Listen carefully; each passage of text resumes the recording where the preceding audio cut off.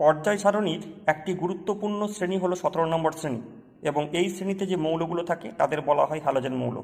এখান থেকে মাধ্যমিক পরীক্ষায় কিছু না কিছু কোশ্চেন আসে, তার জন্য এই পর্যায় শ্রেণীটাকে খুব ভালোভাবে তোমরা মনে রাখবে।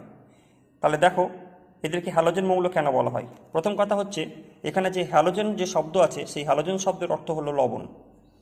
এখানে অ্যাস্টাটিন ছাড়া বাকি যে মৌলগুলি ধাতু বা ধাতু সদৃশ মূলকের সঙ্গে যুক্ত হয়ে লবণ গঠন করে, তাই এদেরকে বলা হয় হ্যালোজেন মৌল। এখানে কি কি রয়েছে? Fluorine, next chlorine, third bromine, 4 নম্বর আয়োডিন এবং লাস্ট হচ্ছে অ্যাস্টাটিন। এখানে এই প্রথম চারটে খুব ইম্পর্ট্যান্ট। তাহলে এদেরকে মনে রাখার কৌশল কি? ফুটবল ক্লাব ব্রাজিল ইন্ডিয়া এসেছে, ফুটবলের জন্য এফ, ক্লাবের জন্য সিএল, ব্রাজিলের জন্য বিআর, ইন্ডিয়ার জন্য আই এবং এসেছে এটি। আশা করি কৌশলটা তোমাদের ভালো লেগেছে।